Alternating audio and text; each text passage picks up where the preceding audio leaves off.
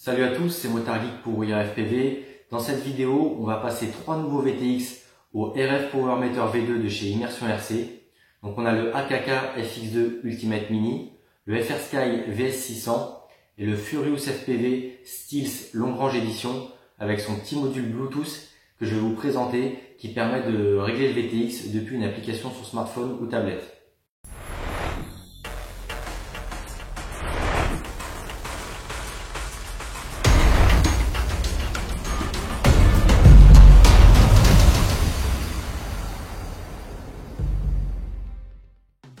Donc on va commencer par le AKK FX2 Ultimate Mini, donc un petit VTX qui est censé émettre jusqu'à 1200 mW. Donc voici à quoi il ressemble. Je vais pas m'attarder sur les specs, on va quand même regarder ce qui a marqué sur les papiers. Je vous renverrai vers l'article qui sera associé à cette vidéo et je vais quand même vous donner les points clés des fonctionnalités. Donc là on peut en lire quelques-unes. Mais moi je vais vous les résumer. Donc c'est un VTX qui est compatible Smart Audio, on le voit là, fil vert. Donc comme je vous le disais, il peut émettre jusqu'à 1200 watts à condition de le déverrouiller. C'est pareil, c'est expliqué dans la notice, donc je vous dirai ce qu'il en est. Sinon par défaut, il ne peut émettre donc que en PIT mode. Donc c'est 0,1 mW, à 25 mW, à 200 mW et à 600 mW. En termes d'alimentation, là c'est du 7 à 26 volts, donc ça fait quasiment 2 à 6S je pense. On a deux sorties, donc ça c'est pas mal, caméra 5 volts ou 12 volts, deux becs, donc faut choisir l'un ou l'autre au choix. A priori filtré, je sais pas marqué dans les specs mais on voit sur les composants et de toute façon leurs VTX sont filtrés chez AKK. En parlant de composants, ici on peut voir un petit micro, et donc niveau encombrement, c'est quand même assez gros pour un mini. Je dirais que c'est la taille d'un trempe, j'en ai pas sous le coude là de démonter pour comparer. Dans tous les cas de figure, je vous mettrai les dimensions dans l'article et ça reste raisonnable quand même pour un VTX en termes d'encombrement, et ça pèse 8 grammes sans l'antenne, antenne au format MMCX. Donc ce que je vais faire, c'est que je vais connecter une alim en direct LiPo. Je vais brancher l'antenne au RF meter, au Power RF Meter V2 de chez Immersion RC que vous avez déjà pu voir dans une de mes précédentes vidéos, et on va regarder ce que ça donne sur les différents paliers d'émission. On va quand même regarder rapidement la fin de la boîte, du contenu de la boîte.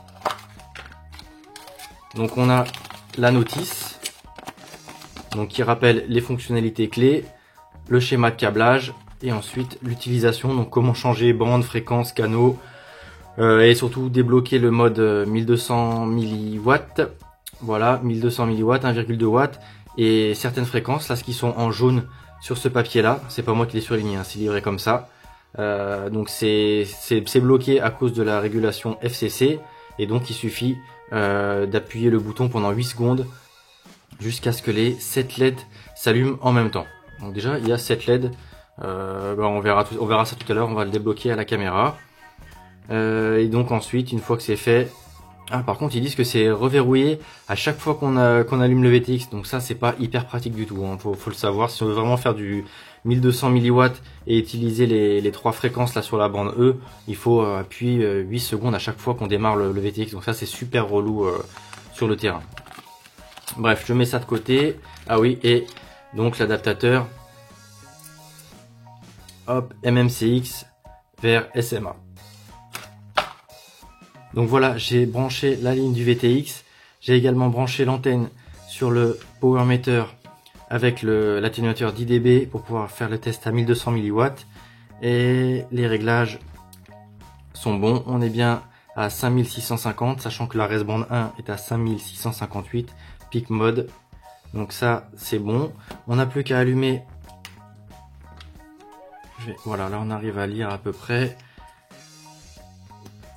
le VTX. Donc là normalement il démarre en 25 mW et il oscille entre 20, 17, ça baisse un peu, 13, 17, bon voilà, c'est aux alentours de 20 pour 25, là on est même à 30, donc bon voilà, c'est pas hyper stable mais on est sur la puissance demandée. Mais là ce qu'on va faire, c'est qu'on va le débrider pour pouvoir tester le 1200 mW par la suite. Donc là il est pas chaud, je le tiens dans mes mains sans souci. Donc on va appuyer 8 secondes sur le bouton jusqu'à ce que toutes les LED s'allument. Donc voilà, théoriquement là, toutes les LED se sont allumées, il est débridé. La LED verte, ça veut dire qu'on est en 25 milliwatts. Si on change la puissance, ça s'éteint. Donc une fois qu'on est passé en mode réglage de puissance, on appuie une fois, on passe à 200. Une deuxième fois, on passe à 600. Et une troisième fois à 1200. Et une quatrième fois, on est censé avoir fait le tour et la LED se rallume pour dire qu'on est à 25 milliwatts. Même chose pour le changement des canaux. Là, on est sur la LED bleue. Je sais pas si on le voit bien à l'écran, mais ça veut dire qu'on est sur le canal numéro 1. Et on est sur la 5e LED rouge. Ça veut dire la reste-bande. Donc ça, ces réglages sont bons. On est toujours à 30 milliwatts. Donc ce que je vais faire, c'est que je vais appuyer 4 secondes jusqu'à ce que le bouton vert clignote. Ça veut dire que là, on est en réglage de la puissance. Et une fois qu'on sera en réglage de puissance, j'appuierai une fois pour passer à 200 milliwatts. Voilà, la LED verte a clignoté, j'appuie une fois, elle s'éteint, on est passé à 200 milliwatts. Et pour 200 milliwatts, on mesure, on est plus dans les... Ouais, là il commence à chauffer, c'est pas hyper stable. Mais je dirais qu'on est plus dans les 300. Ouais, c'est ça, 300, même si ça redescend un peu de temps en temps. Ensuite, on refait la même manip. Donc là, la LED rouge va clignoter, c'est-à-dire que c'est les bandes. On attend que la verte clignote, voilà. Et là, on appuie une fois, on passe à 600. Pour 600, ça nous affiche dans les 900. Donc c'est encore au-dessus de ce que ça demande, ce qu'on demande. Et là, on va passer à 1800. Déjà, il chauffe pas mal à 1200. Il chauffe pas mal dans mes doigts. Hop. Là, on est passé à 1200. Ça commence à grave chauffer et on est à 1450, 1,5 watts. C'est pas mal. Je vais pas m'attarder. Il chauffe et je vais peiner à... Et il a baissé, je pense que... Ouais. Je pense qu'il doit y avoir la protection de température qui se met en route. On va juste vérifier que si je rappuie une fois, on passe bien sur la LED verte, c'est-à-dire à 25 milliwatts, et qu'on a bien fait le tour du coup de toutes les puissances. Voilà, c'est ça, on est passé en LED verte, et là on redescend, on est à 5 milliwatts. Je pense qu'il s'est mis en protection parce que vraiment il me crame les doigts. Donc on va le débrancher, et une chose est sûre, c'est que les mesures sont pas mauvaises. On est au-delà de ce qu'on demande. Donc faut faire attention parce que si on vole en groupe, potentiellement ça peut polluer. Sur le 25 milliwatts, c'est plutôt stable. Au-delà, ça demande pas mal. Enfin, ça déborde pas mal. En tout cas, cette fois-ci, ça déborde au-dessus de ce qu'on a demandé. Donc si on est dans la légalité, qu'on a le droit de voler au-delà de 25 milliwatts et qu'on est seul, clairement pour du long range, à partir du moment où il est bien ventilé, faut pas qu'il soit dans un châssis fermé, j'imagine, parce que ça chauffe beaucoup. C'est un VTX qui me semble pas mal en termes de puissance d'émission. Après voilà, ça mesure pas si ça bave vraiment sur les autres fréquences. On a juste la puissance brute avec ces petits atténuateurs, donc potentiellement qui atténue un peu le signal malgré les réglages, puisque là j'ai un changeur de genre, donc on est peut-être encore un peu au-dessus de ce qui a été mesuré. C'en est tout pour la caca, on va passer au Furious. Rapidement avant d'attaquer le Furious, je voulais pas préciser, la KK FX2 Ultimate Mini, on le trouve aux alentours de entre 20 et 25 euros en fonction des boutiques et des promotions. Là on est sur le combo Furious FPV Stealth Long Range VTX, donc vous verrez pourquoi c'est un combo.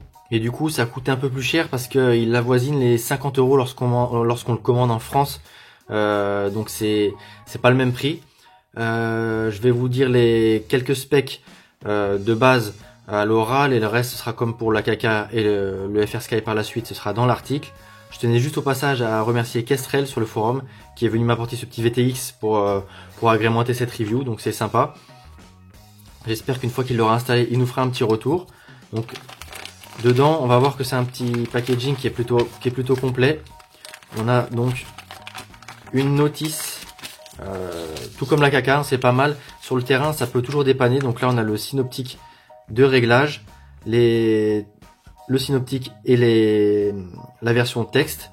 Ensuite, on retrouve pas mal d'infos. Je vous laisserai le consulter. Il doit être disponible en ligne ou sinon vous le verrez quand vous l'aurez acheté. C'est pas le but de cette review. L'utilisation, c'est plus les mesures et la présentation globale du produit. Et donc, comme je vous le disais, c'est un combo puisqu'il est fourni avec un petit un petit adaptateur Bluetooth qui permet de le régler depuis un smartphone ou smartwatch avec l'application, et également un petit bandeau LED qu'on contrôle avec l'application ou peut-être même le smart audio. Donc ça, c'en est tout pour la notice. Ensuite, dans la boîte, on retrouve de la gaine thermo.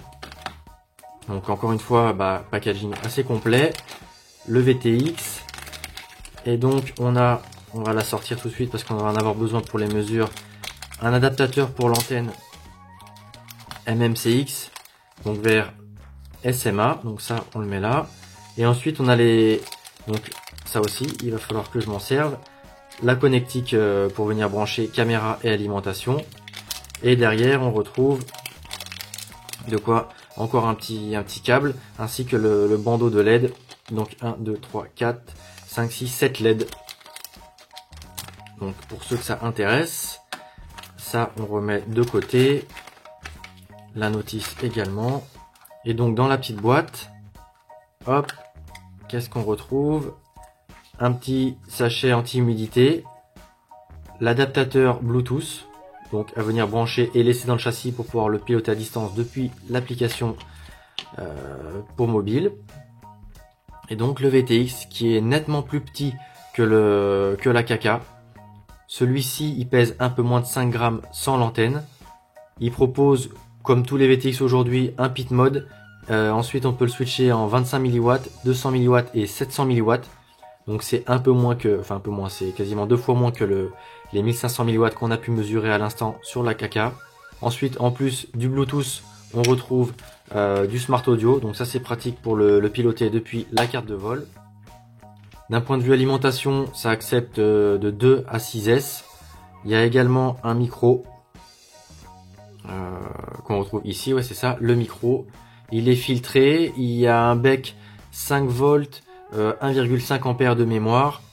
Pareil, comme à KK et consort, désormais il y a une protection contre la surchauffe, donc il réduit la puissance d'émission si la sonde de température indique une température trop élevée.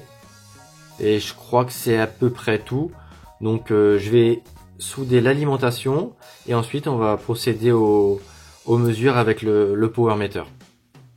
Donc voilà, le Furious est câblé d'un point de vue alimentation. J'ai aussi mis le Bluetooth et les LED. Ça va permettre de tester l'application au passage que je viens d'installer, que j'ai testé. J'ai déjà appairé avec le code par défaut qui est 6x0. Donc on va allumer le power meter. On contrôle les réglages, ils sont bons. Donc là on a 43 microwatts, c'est tout à fait normal. La connectique est bien mise. Hop, on doit du coup faire comme ça. On branche le VTX. Tac, il démarre. Donc là, on va lancer l'application. Donc on a bien les LED. On a une 8e LED ici qui permet de voir les réglages, j'imagine. J'ai pas regardé un peu les détails de la dock. Hein. Encore une fois, c'est pas l'objectif de la vidéo. Donc là, il émet à 25 mW. Je l'avais mis en resband 1. On va contrôler tout ça avec l'application. Donc là, on va s'associer au périphérique. Ici, on voit le Stills. On clique dessus.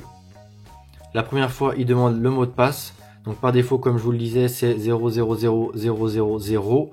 On peut le changer par la suite dans les réglages. On va voir ça rapidement. Voilà, password, nom du périphérique. Donc ça, c'est pas ce qui nous intéresse le plus. Rapidement, LED strip. Donc là, on voit qu'on est sur rouge. Si on met bleu, ça passe en bleu, blanc, cyan, rose, jaune. On peut faire clignoter, on peut faire un laser, blink insert. Enfin voilà, on peut faire différents réglages. On va laisser ça à solide pour pas trop que ça nous gêne pendant la vidéo. Et aussi l'intensité a priori en bas. Ouais, c'est bien ça. Donc là, on revient. Hop. En mode racing, on peut pas changer la puissance d'émission. Donc là, nous, on va se mettre en mode freestyle. On est bien en resband 1, 56-58 MHz. Là, il a chauffé un petit peu, ça monte à 33 degrés. Tout à l'heure, il était à 28. On voit donc on va vérifier que tout est bien branché. Là, ça l'est un peu moins. Hop. Donc là, c'est bien branché. Là, c'est bien vissé. Et le MMCX aussi.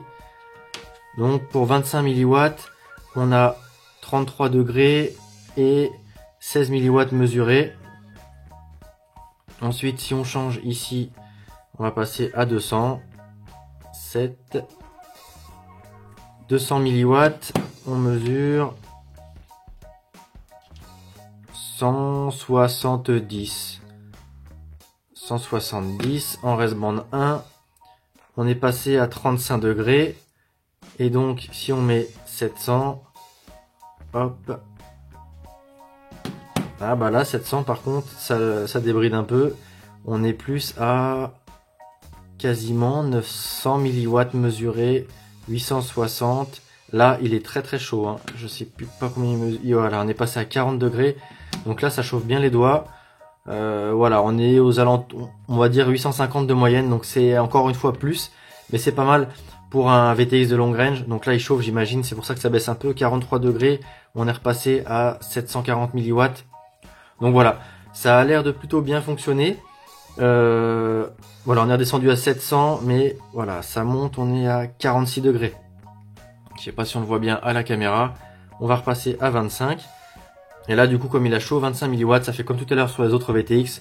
Il nous met plus que 5. Dans les réglages, on a comment il émet lorsqu'il démarre. Donc, on peut se mettre soit en pit mode, soit carrément aucune puissance, soit normal. Ça met le dernier réglage. Stop, j'imagine qu'il arrête d'émettre. Voilà, j'ai mis stop. On est passé à 100 microwatts. Donc, c'est vraiment qu'il y a rien qui est émis. On a les réglages ici, donc du coup, les 8 race bands. On a la même chose sans la puissance d'émission en mode race.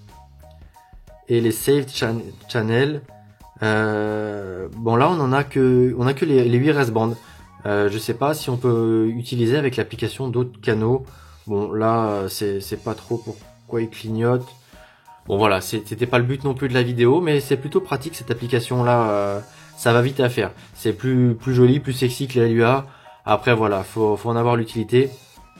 Personnellement, moi c'est pas spécialement ce qui m'intéresse sur un VTX. C'est plus le fait qu'il soit propre, qu'il baffe pas et qu'il émette à la puissance demandée, voire un petit peu plus quand on fait un peu de freestyle et qu'on sait voler chacun son tour avec les potes. Donc voilà, c'en est tout du coup pour ce petit VTX combo là avec l'adaptateur Bluetooth et les LED de chez Furious FPV et qui n'est pas gros et pas lourd. Donc ça c'est plutôt pas mal. On va débrancher tout ça et on passe au dernier VTX de la vidéo, le FR Sky. Donc juste pour préciser, l'AKK c'était un cadeau de AKK. Le Furious FPV il m'a été prêté par Kestrel sur le forum. Et ce petit VTX de chez FR Sky, le VS600, je l'ai acheté pour remplacer le gros 30 dans l'Acrobrat. Je l'ai acheté une trentaine d'euros, je crois un peu plus chez Drone FPV Racer. Juste à titre informatif, hein, pour vous ayez une idée de un ordre d'idée du prix. Donc le VTX qui est pratique, c'est qu'il est stackable au format 20 par 20 et il y a également des petites pattes de montage au format 30,5 par 30,5. On peut les casser si nécessaire. J'ai peut-être les laisser parce que si elles rentrent dans le châssis, ça peut permettre le jour où je voudrais changer ou le mettre dans un autre châssis de le passer en 30 par 30 sans utiliser d'adaptateur. Donc bon, ça on va voir. Donc encore une fois, tous les détails seront dans l'article. Il faut savoir donc que c'est un émetteur qui est très léger. On est à moins de 4 grammes sans l'antenne. Antenne au format UFL. Contrairement aux deux autres VTX qui étaient en MMCX. Personnellement, je préfère MMCX.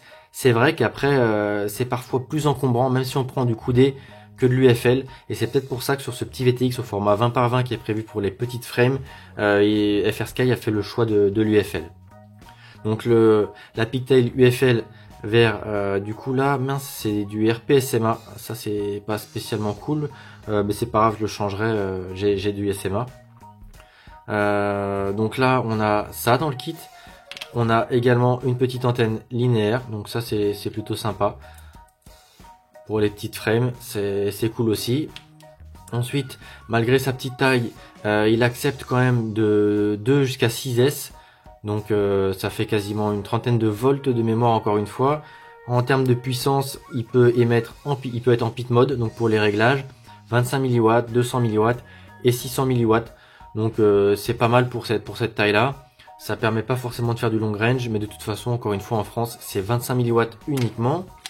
Donc voilà tout pour le VTX. Le reste c'est donc une alimentation, non, la connectique. Donc là on a l'alimentation, j'imagine, ça doit être très certainement. Ouais, c'est bizarre. On va regarder dans la doc. J'aurais dit il a vu la couleur signal vidéo, mais là il y en a 3, donc ça doit aller à la caméra pour l'alimenter et le signal. C'est peut-être du smart audio. Parce que de ce que j'ai pu lire sur les specs, il est compatible smart audio et également avec une application d'ordinateur Freelink, je crois, de tête. Donc bon, c'est à vérifier. Et donc la dock, encore une fois papier, donc ça c'est plutôt pratique, on va pas s'attarder dessus. 2 boutons de réglage et peut-être quand même un schéma de câblage. Non, même pas, c'est marrant ça, pas de schéma de câblage. Je vais regarder ça sur internet, puis je vais brancher tout de suite ah si, voilà, qu'est-ce que je dis, pas de schéma de câblage, c'est juste là. Donc on a bien, c'est ça, le S-Port, j'imagine que c'est smart audio, l'alimentation, la masse, le signal vidéo. Et ensuite c'est bien ça, une sortie 5 volts filtrée. Ici on retrouve les specs, donc la taille 36 par 36 lorsque c'est la partie en 30 par 30 et 28 par 28 lorsqu'on enlève les petites pattes. Le poids, voilà, je vous disais moins de 4 grammes, 3,7 grammes, 26 canaux, 7,28 volts, c'est bien ça. Il consomme 100 mAh en 12 volts en mode 25 mW. Il y a bien le pit mode, clear LED indication. Bon, après voilà, il nous parle pas de l'application ici pour les réglages. Bref, ce sera dans l'article. Là, je vais faire les réglages à l'ancienne avec les boutons. Donc voilà, le VTX est câblé. On va faire une petite parenthèse. Je suis un peu blasé. Je vous ai annoncé des specs qui sont pas bonnes. C'est pas un 25, 200, 600 mW, c'est un 25 mW.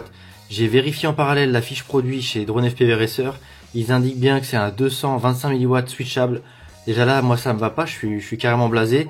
Ils n'avaient pas indiqué sur la fiche produit chez DFR que c'était du RP-SMA. Bon, ça peu importe, j'ai mis une Pictel UFL SMA pour rester dans la même configuration avec le changeur de genre que pour les autres mesures. Par contre, pareil, fiche produit chez Drone FPV Racer, 48 canaux. Même je crois avoir vu un article sur Helico Micro, 48 canaux.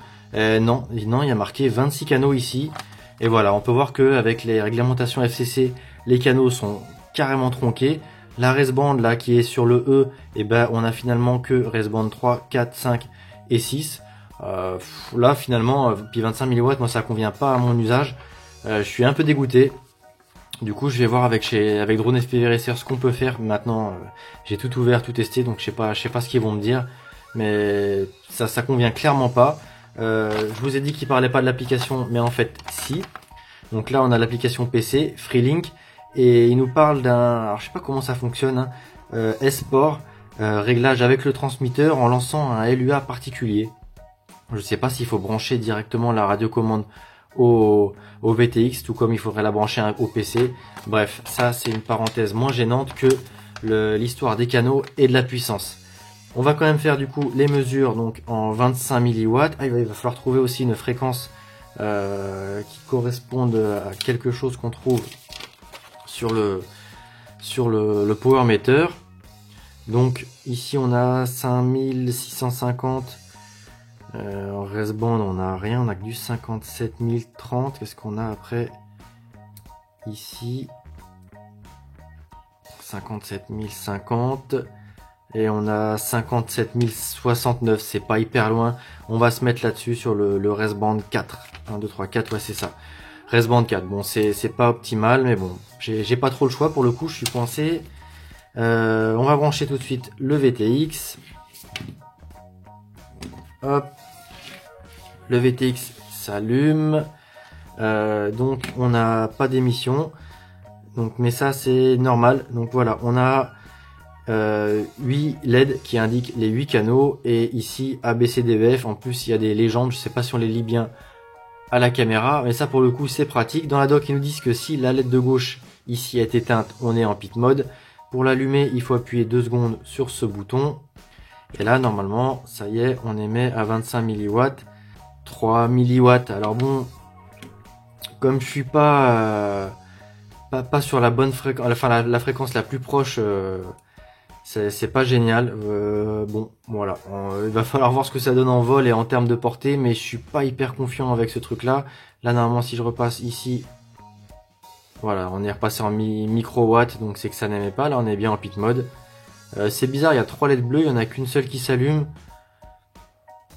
Bon voilà, on va dire 4 milliwatts quand tout va bien. Ouais voilà, on est passé à 4. Donc on note la mesure à 4 milliwatts. C'est vraiment pas génial. Dans la doc, il parle pas de débridage particulier, contrairement à ce qu'on a sur la Kaka. J'ai regardé rapidement sur le site de FR Sky, pareil. Donc je vais approfondir, je vous mettrai dans l'article si je trouve quelque chose. Bon voilà, bon là ça monte un 5-6 milliwatts. On est loin des 25. Clairement là, ça pue la courte portée. Donc je suis un peu déçu alors que sur le papier, en tout cas sur la fiche produit de Drone FPV Racer qui clairement m'a induit en erreur, on nous indiquait 600 milliwatts, 48 canaux, enfin tout était bien, la lecture facile pour les réglages, stackable 20 par 20 et 30 par 30. Bon voilà, finalement je sais même pas si je vais le monter, j'ai du AK stackable qui traîne, je crois que je vais partir là-dessus parce que là je suis un peu deg, je sais même pas si c'est du vrai smart audio là-dessus. Voilà, dommage. Je me disais aussi c'est bizarre qu'on parle pas tant que ça de ce VTX FR Sky, mais au final ça a pas l'air spécialement génial. Donc voilà, c'en est tout. Ça fait une vidéo qui risque déjà d'être un peu longue. Donc 3 VTX, les mesures de chacun d'eux. Encore une fois, faut prendre en compte que c'est pas forcément l'outil le plus précis du monde. On a un atténuateur là qui est renseigné dans les paramètres et un changeur de genre qui rajoute quelques décibels en atténuation. Donc bon, voilà, ça donne quand même un ordre d'idée. Et globalement, les deux premiers VTX, que ce soit l'AKK FX2 Ultimate Mini ou le Furious FPV Steel Long Range, émettent fort. Et donc beaucoup pour du long range, c'est pas mal. Encore une fois, je sais pas ce que ça donne en termes de respect des fréquences. Est-ce que ça bave ou pas? Le fait est que ça émet plutôt bien en termes de puissance. Voilà, sur ce, je vous dis à bientôt sur la chaîne. C'était Motard Geek pour We Are FPV. Donc finalement, entre le tournage de la vidéo sur le banc et le montage, j'ai une réponse de FR Sky pour débrider le VTX. Par défaut, il est en version EU. Donc pour le débrider, il faut le flasher de firmware. Ça se flash de la même manière donc qu'un XSR, X4R, enfin de la même manière qu'un récepteur FR Sky. C'est assez simple. Je l'ai fait. Suite à ça, impossible de faire clignoter la LED de puissance d'émission. Toutes les LED fonctionnent, le changement de fréquence, de bande, même celle du pit mode, donc c'est la LED bleue qui indique la puissance d'émission. J'ai pas réussi à le refaire fonctionner en version 600 milliwatts, et ni même du coup il émet plus en 25.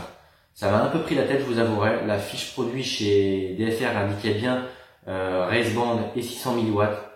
Je les ai contactés et ils m'ont dit de leur envoyer l'émetteur, donc ça c'est plutôt cool, sachant que j'ai enlevé les 4 points qui permettent de le passer en 30 par 30, donc il est uniquement au format 20 par 20, donc il est clairement utilisé. Potentiellement je l'ai briqué, en tout cas il fonctionne plus. J'ai même pas eu le courage de le downgrader, de le repasser en version EU bridé à 25 milliwatts et sans les racebands. Vraiment j'ai pas trouvé ça pratique. En plus, le fait que le smart audio ne soit pas du smart audio et qu'il faille brancher l'émetteur au récepteur sur le smart port et donc condamner le smart port du récepteur et par la même occasion la télémétrie de la carte de vol, j'ai vraiment trouvé cet émetteur, rien pour ça, cet émetteur de chez FR Sky, c'est pas pratique, c'est dommage parce que sur le papier il avait l'air plutôt bien. J'ai aussi remarqué que chez DFR ils ont bien modifié leur fiche produit en indiquant tout ça, donc bon.